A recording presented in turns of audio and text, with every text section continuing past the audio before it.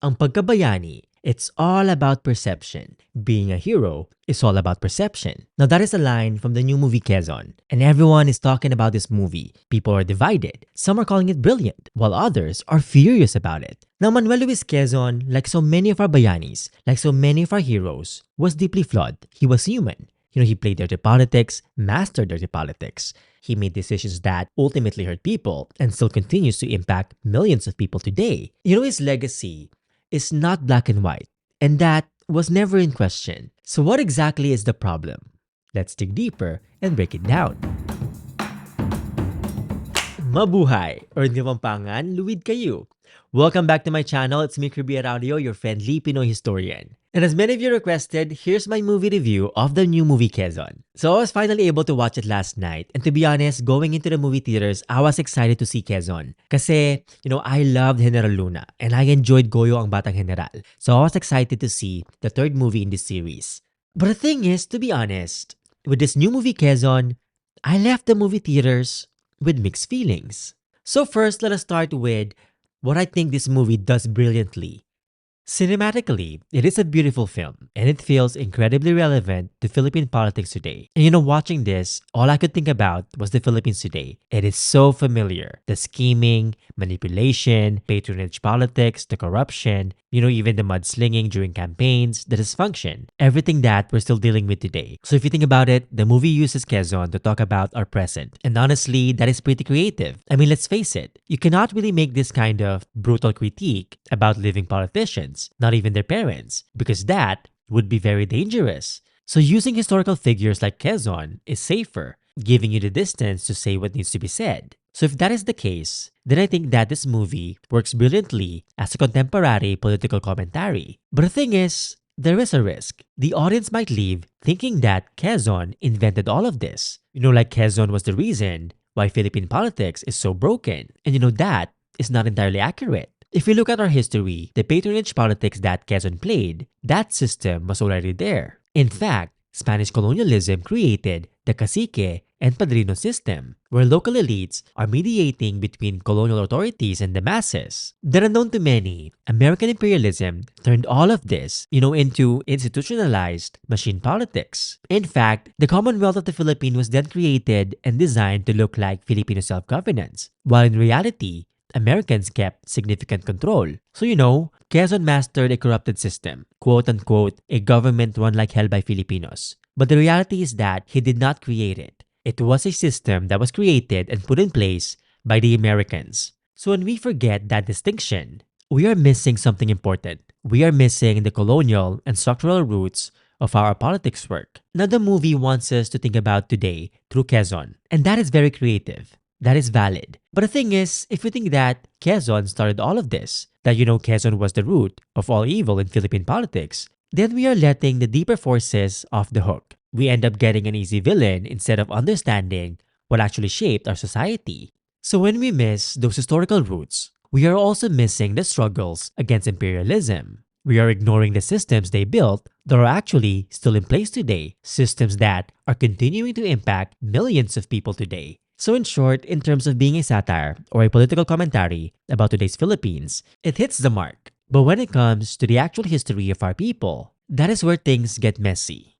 Now look, I get it, not everything can fit in a 2-hour movie like this. You have to make choices, you have to cut things, you have to simplify. And over the past few weeks, a lot of you have asked, a lot of you have messaged me, a lot of you have commented, asking me about the missing context. And the thing is, a lot of the things that was left out from the movie actually flips the story. So let us look at a few examples. First, General Leonard Wood. The movie portrays Leonard Wood almost sympathetically as someone trying to implement good governance, while on the other hand, Manuel Luis Quezon was the politician trying to obstruct that good governance for his own gain. But the thing is, there's a lot about this dynamic between Wood and Quezon, a lot about this history that the movie does not tell you.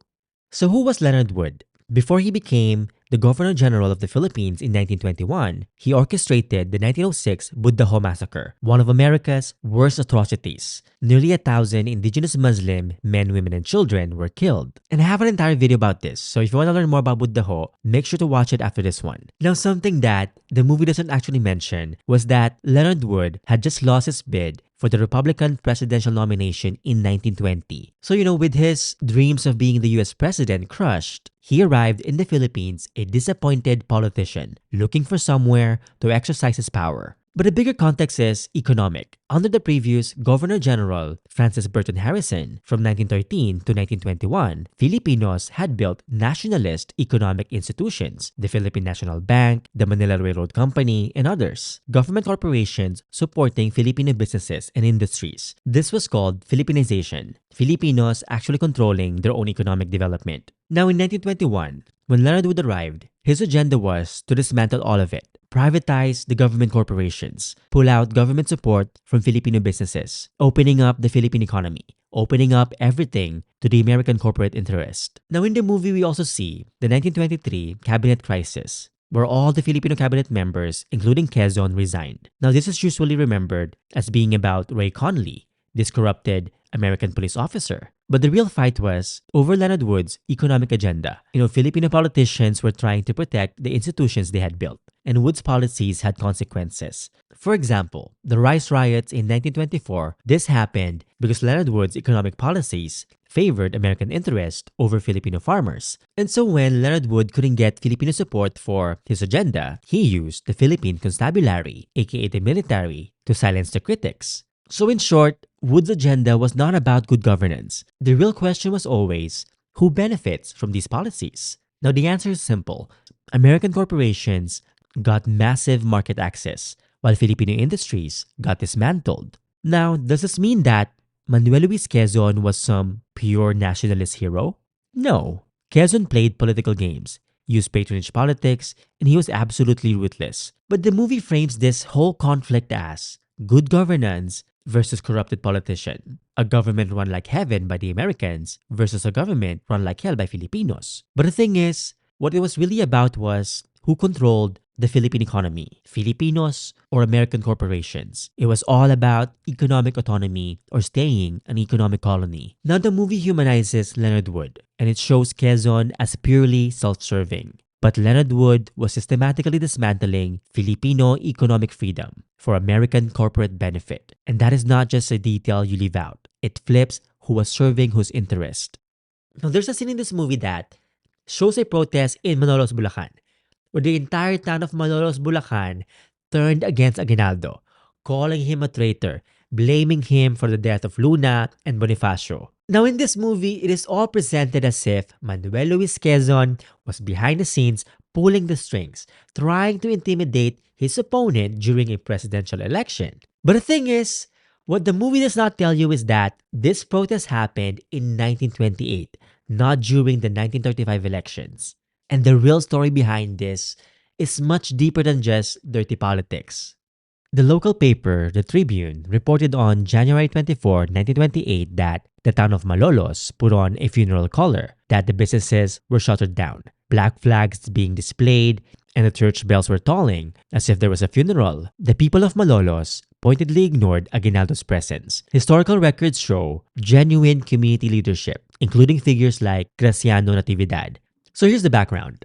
Malolos, Bulacan had given so much to the First Philippine Republic. For example, their iconic Barasuain Church for the Constitutional Convention, their local buildings for the government offices, their homes for the officials, including Aguinaldo, their sons for the army. So when Aguinaldo gave the order to burn the entire town down in 1899, as Americans advanced, the Maloleños watched their sacrifices destroyed and reduced to ashes. So historically speaking, the 1928 protest was more like a genuine political expression, an entire community holding a former leader accountable. Now the film made different narrative choices. But the thing is, the historical record shows that this was not Quezon's puppet show. This was ordinary people, the Maloleños, standing up against impunity. And that is more powerful than any conspiracy Quezon could have orchestrated. Now there's a very interesting scene in this movie where Manuel Luis Quezon was being confronted by Leonard Wood, where Leonard Wood was threatening Quezon with a folder full of dirty secrets, full of scandals, including a rape case against Quezon. The movie presents this as a proof of Manuel Luis Quezon's moral corruption. But the thing is, there's a whole backstory that the movie leaves out. So this whole thing is known as the Tomasa Alcala case. aka the Mindoro affair. In the movie, Quezon's defense was basically saying that, quote unquote, I'm too handsome to need to rape anyone. Now that line makes him look awful, and frankly, it trivializes sexual violence. But here's what led to that accusation. When Manuel Luis Quezon was the fiscal, aka the prosecutor of Mindoro, Quezon refused to pursue charges against alleged bandits without proper evidence. But the thing is, R.S. Offley, the American governor of Mindoro, was not happy about that. Now, shortly after this, a rape accusation gets filed against Quezon. The investigation found him not guilty of rape, but guilty of attempted rape and of irregular conduct as fiscal. Despite this finding, Quezon was never jailed. Many historians believe that the charges were politically motivated. The lack of imprisonment, combined with the timing, suggests that authorities at the time saw this whole thing as political retaliation rather than a genuine criminal case. Quezon eventually resigned as fiscal and went back to practicing law. Now here's the uncomfortable part. Years later, Manuel Luis Quezon admitted to sexual intercourse with Tomasa Alcala, but claimed that it was consensual. His defense was victim blaming, saying that she was not virtuous, that other men had been with her, and that is inexcusable. Okay, look, I'm not dismissing the accusation or saying that Quezon was absolutely innocent. The historical record is mixed. But the thing is, what we do know is that this appears to have been retaliation, political retaliation for refusing to prosecute Filipinos without evidence. And that context alone changes how we read and understand the accusation. The movie uses this moment to show Quezon as morally corrupt. But the thing is, what it doesn't show is that this was most likely a colonial power weaponizing the legal system against those who refuse to fall in line. And the saddest part is that this same pattern of weaponizing the law is still happening today. It is still being used against ordinary Filipinos today. Now, the movie Quezon ends with this dramatic scene. Manuel Luis Quezon in a wheelchair at Corregidor shouting, I am the Philippines. Desperate, paranoid, clinging to power while everything around him was falling apart. Now, this is a very powerful scene. This is a very powerful ending. But the thing is, it didn't actually happen. At least not like this.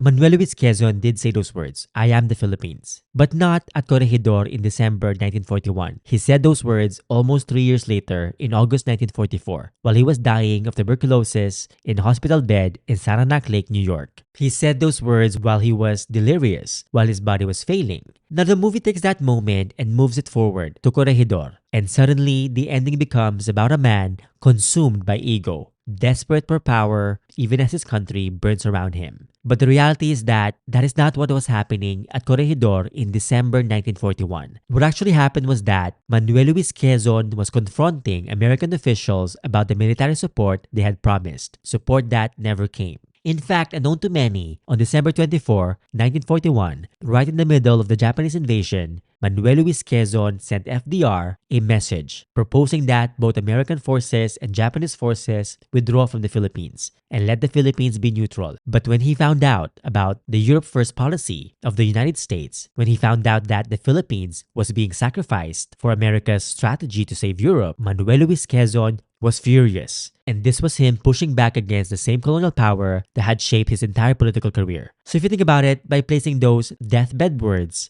at Corregidor instead of New York, the film emphasizes one dimension of Quezon, the ego, the hunger for power. But the thing is, it leaves out another dimension that was actually there at that moment. Someone defiantly calling out America's broken promises while watching his motherland, the Philippines, get sacrificed and burned down.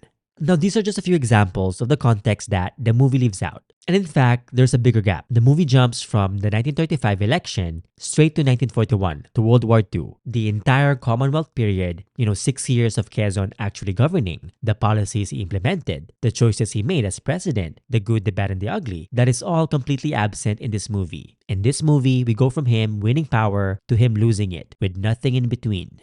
And by the way, speaking of Quezon and the Commonwealth, November 15th, yes, this week, November 15th marks the 98th anniversary of the Commonwealth of the Philippines. So let me know in the comments below if you would like to see a video about the Commonwealth. About the history, the realities beyond Quezon. Let me know in the comments below. Now back to our topic. So why does this movie, Quezon, feel so different than, from Heneral Luna and Goyo ang Batang Heneral? Just think about why those first two movies resonated so deeply. They resonated because they showed us flawed heroes, both the flaws and the heroism. Heneral Luna was temperamental. He was difficult and even cruel at times. But we also saw his genuine passion for the motherland, for the Philippines. We understood why people followed him, despite everything. And we felt the tragedy of his death. Gregorio del Pilar, on the other hand, was vain. Goyo was inexperienced. He was more concerned with his image than strategy. But the movie Goyo ang Batang Heneral gave him moments of self-awareness. It showed us glimpses of why he earned admiration and showed us that his final stand had meaning. Now, both movies challenged us without reducing them to their worst moments. They left us thinking about heroism, about how we treat our leaders, about the complexities of nationalism, about the complexities of being a Bayani. And to be honest, that is what I was hoping for with Quezon, for the people to understand Manuel Luis Quezon as a human being, not to excuse his actions, but to see what drove him, what people saw in him, and why he mattered beyond being a skilled politician. Now, to be honest, when I first heard about the movie Quezon, I was a bit afraid that they're gonna glorify Quezon. I was a bit afraid that they're not gonna show the contradicting and darker sides of Quezon. I was skeptical that they're gonna turn him into another sanitized hero. But the movie made a different choice. It went the opposite direction, focusing only on one dimension, showing the scheming, the manipulation, without the balance. And to be fair, that is a valid artistic decision. But to be honest, it is also why this movie feels fundamentally different from the first two. The real Quezon, with all his contradictions, his brilliance, his flaws, his impossible choices, is so much more interesting than any simplified version could be. And here's why it matters. Understanding Quezon's complexity means understanding the same forces that still shape our politics today, the internal ones and the external ones. And once you see those forces clearly, you can push back against them. Now, nation building is messy. Leaders are human. But if you think about it, that complexity, that is what makes history worth exploring. That is what Heneral Luna and Goyo ang Batang Heneral gave us. And without it, we are missing the true lessons of history. As a historian with a background in filmmaking, I wanted to love Quezon. I wanted to love Quezon the way I loved and enjoyed Heneral Luna and Goyo ang Batang Heneral. I wanted to leave the movie theaters energized. I wanted to be challenged. I wanted to be thoughtful about our history. But the thing is, I left the movie theaters with mixed feelings. I entered excited and left with mixed feelings. The movie sparked conversations. And that is actually very great. That is very valuable.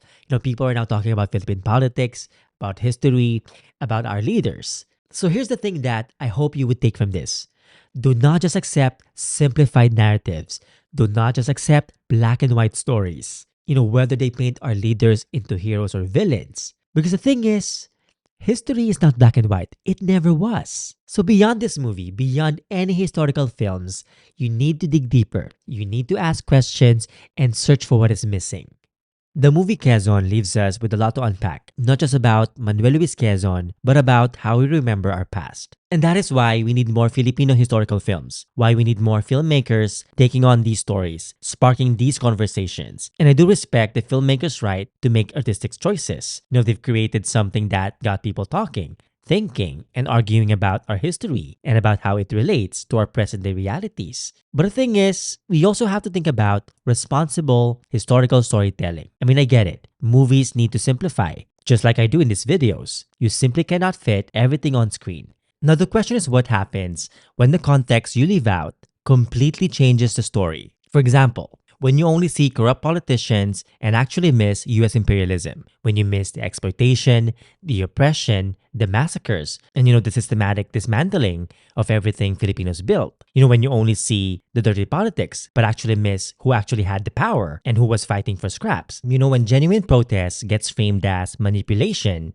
in order to win an election, when you only get the corruption and never the resistance, all of these matter for how our people understand our history. The thing is, Heneral Luna and Goyo ang Batang Heneral showed us that you can make commercially successful movies that still embrace complexity. They didn't excuse their subjects, but instead, they showed us the bigger picture and gave us a better understanding of our Bayanis. So yes, let us have more historical films. We need more of them. But let us also hold them to a standard that respects both the craft of filmmaking and the integrity of history. And to be honest, we need to start trusting the audience. Because in the end, like what the movie said, ang pagkabayani, it's all about perception. But the truth is, perception is not the truth. It is what we do with it that defines how we remember our heroes, how we remember and understand our history, and how we see ourselves. And more importantly, how we confront the injustices, the exploitation, and the corruption all around us. And only then can we finally genuinely build a brighter future for our people.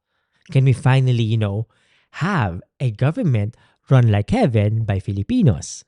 If you want to learn more about Manuel Luis Quezon beyond the movie, make sure to watch my recent videos about him. One of them analyzes the trailer, what it shows and what it doesn't, and the other one explores Quezon's life and legacy, both the good and the bad. And I'm also including a list of resources to learn more in the comments below, to learn more about Quezon and this period of our history, including the official teaching and study guide for the movie Quezon, written by my friend and fellow historian Alvin Campomanes. But if you want to dive deeper into our people's colorful history, cultures, and everything in between, I've also made hundreds of videos on this channel, and I've also written several books, coloring books, ebooks, and zines, all uplifting the narratives of our people. So check them out in the links below.